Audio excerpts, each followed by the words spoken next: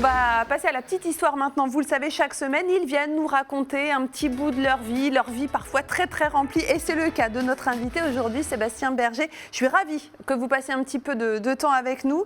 Cette histoire commence par celle d'un petit garçon qui, avec ses frères et sœurs, se jette sur la fenêtre à chaque fois qu'un camion de pompiers sort d'Orbigny.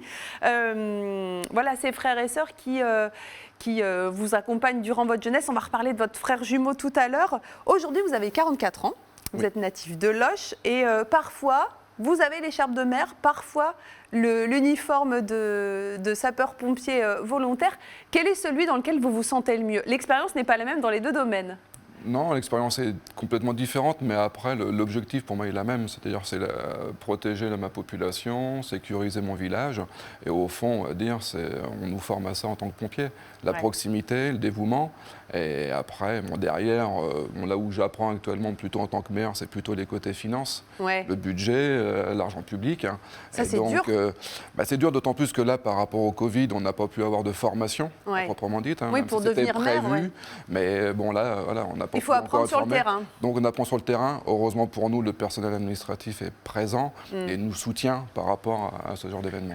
Alors la plupart du temps, vous êtes effectivement rattaché aux pompiers de Joué-les-Tours, c'est ça, avec une spécialisation, voire deux. D'abord, il y a les risques chimiques. Parfois, on vous croise sur certains tournages, puisque dans certains faits divers, vous êtes là, vous nous parlez. Et puis, il y a aussi cette spécialité des feux de forêt. Ça veut dire quoi, Sébastien, que vous partez souvent dans le sud, quand il y a vraiment de gros ravages là-bas ou pas? Donc c'est ça, c'est-à-dire que sur demande, on va dire, de la zone du Sud, où on est amené à partir en renfort. Et donc j'ai la chance, moi, d'être chef de groupe, d'avoir le niveau 3 pour emmener du personnel sur place et commander le personnel dans le Sud. Et donc j'y suis allé à 2 reprises. Et puis là, ils comptent sur nous. Donc, parce que là, vous êtes la base arrière, on est la base arrière. Et puis après, on est en contact avec nos chefs de colonne, nos supérieurs. Et puis après, les missions sont emmenées. Et bon, comme je le disais, moi, j'y vais sereinement. Et puis c'est une fois sur place qu'on voit ce qui se passe. Et le personnel me suit parce que je sais les emmener. Où vous allez. Je sais où je vais. Je maîtrise aussi mes manœuvres, mes établissements, mes règles d'établissement, tout en respectant la sécurité. Et du fait, on est très demandé, nous, l'Indre-et-Loire. Vous êtes bien rodé, affûté à l'exercice. Il y a quelque chose auquel vous ne vous attendiez pas, à laquelle vous ne vous attendiez pas. Ça se passe en juin dernier. Une tornade qui s'abat sur votre village, à Saint-Nicolas-de-Bourgueil, donc le village dont vous êtes maire. Les dégâts sont conséquents, un peu à l'image finalement un peu symbolique de ce clocher qui va être complètement ravagé, d'habitations très abîmées, des toits qui se sont envolés, pas de blessés, mais un vrai traumatisme finalement. Et c'est ça aussi que vous avez géré en tant que maire. C'est votre premier mandat et il a fallu gérer cette crise. Est-ce que vous vous souvenez de votre réaction quand vous apprenez que là, ça y est, on entre dans le dur, il y a vraiment de forts dégâts? C'est en arrivant sur place, moi, je pense que je suis arrivé dans les 10 minutes à l'issue de la tornade. Et la première chose qui m'a choqué, c'est le silence. Le silence, on va dire, les gens étaient à l'extérieur et par rapport à l'événement, voir le clocher tomber. Vous saviez qu'il n'y avait pas de victimes? Non, pas encore. Il a fallu 3-4 heures avant de me confirmer qu'il n'y avait pas de victimes parce que nous, j'étais bloqué moi, dans le centre-bourg parce que c'était là où il y avait le plus gros de dégâts. Mais après, il a fallu qu'on envoie les pompiers, mes collègues, sur les extérieurs.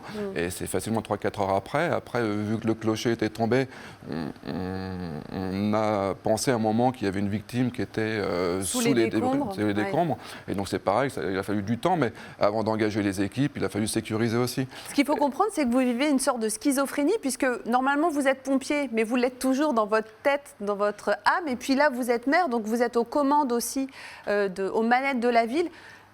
Votre cerveau, il est coupé en 2 ce jour-là. Oui, coupé en 2, mais après, ce qui m'a permis d'anticiper beaucoup. J'avoue, parce que par rapport à l'événement, j'ai pu passer très rapidement les bons messages à mes supérieurs, au CODIS, on va dire que le centre opérationnel des pompiers, et qui nous a envoyé les renforts. Donc très rapidement, j'ai pu, on va dire, leur passer un message pour avoir les secours adéquats très rapidement. Et après, il a fallu gérer, guider à la fois les bénévoles qui sont venus en nombre pour donner des coups de main à déblayer, nettoyer. Ben oui, puis à l'image aussi, il y a quand même un gros élan de solidarité. On voit ces images, par exemple, que vous avez peut-être en tête, ce traiteur qui décide de venir ravitailler les gens. Qu'est-ce que vous gardez comme souvenir? Évidemment, vous avez soutenu tout le monde. D'ailleurs, tout le monde dit, Sébastien, vous avez été très calme, on a pu compter sur toi. Voilà ce qui ressort. Qui vous a aidé? On sait que votre papa, Jackie, a été maire d'Orbigny pendant très longtemps. Vous l'avez vu être maire et certainement gérer des crises. Quels conseils on vous a donné, quels conseils précieux, sur qui vous avez pu compter à ce moment-là? À l'instant, je vous avouerai que... Un peu seul parce que il a fallu gérer aussi tous les appels téléphoniques, hein, à la fois des médias, mais aussi des députés, des parlementaires, de mes collègues élus. Et après, gérer aussi les équipes sur place, aussi bien de mon conseil municipal, de mes agents, et puis après des pompiers. Mais un nom qui vous a aidé? Moi, après, c'est plutôt si vous voulez, mon père. Ouais. Mon père, au fond. Et vous a dit quoi, votre papa? Alors, c'est plus. Vous êtes ému, on comprend. Oui, parce que, si vous voulez, il ne m'a jamais préparé à ça. Ouais. Mais après, pour lui, je devais le faire. Oui. Je devais le faire. Et vous l'avez fait. Et je l'ai fait. Et donc, puis je suis très honoré par rapport au retour que vous venez de me dire, parce qu'il s'est battu. Et donc, je considère qu'à mon tour... Il est fier de vous? Vous avez fait le travail. Ouais. Très fier. Et donc, alors j'avais dit que je ne craquerais pas. Mais... C'est pas grave, c'est de jolies larmes. Après, voilà, il est très fier. Et puis, il est très fier parce que, je ne suis pas maire, malheureusement pour lui, de son village. Orbigny. Orbigny. Et donc, mais j'ai pu évoluer sur un village complètement à l'opposé du département. Et puis, je le fais pour lui et pour faire voir que... Alors, j'avoue, je n'ai pas mon bac. Et pourquoi je le dis? Parce que ce n'est pas parce que vous n'avez pas de niveau scolaire digne de ce nom que vous ne pouvez pas être à la tête d'un village et prouver que vous avez des valeurs. Ouais. Et donc, ces valeurs-là, moi, c'est des valeurs humaines, de proximité, de solidarité. Des valeurs que vous partagez avec votre frère, parce que finalement, il y a un double visage dans cette famille. Votre frère, c'est Aurélien, votre frère jumeau. Ouais. Lui aussi, dans la vie municipale à Amboise, lui aussi pompier. Vous ne faites pas les choses à moitié en tant que frère jumeau. Lui aussi vous a soutenu, Aurélien? Alors, il m'a beaucoup soutenu.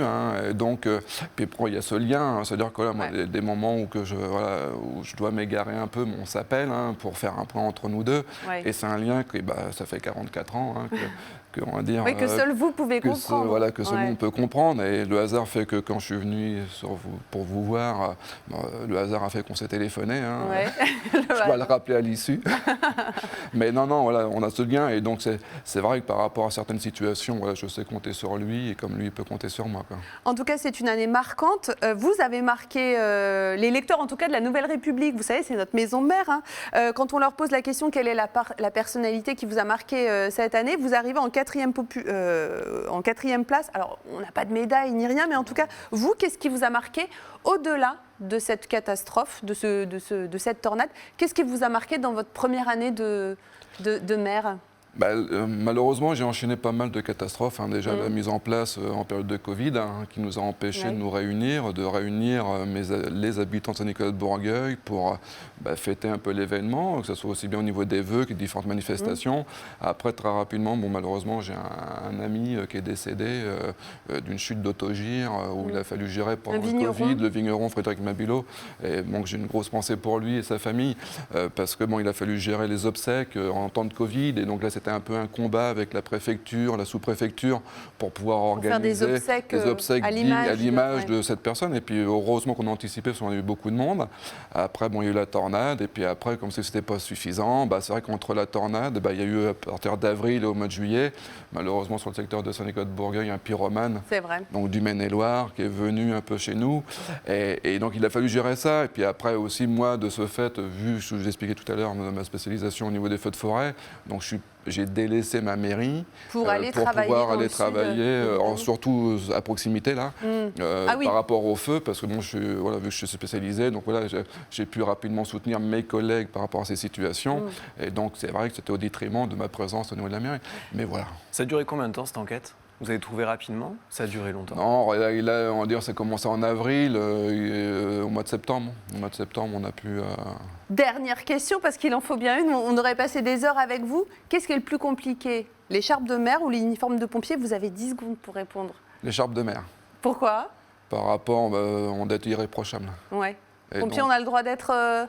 Après, on peut se faire réprimander par nos supérieurs. En tant que maire, c'est vous qui êtes à la tête, donc vous devez maintenir cette image. Bon, vous avez encore quelques années à tenir. En tout cas, merci beaucoup Sébastien Berger d'être venu dans cette émission.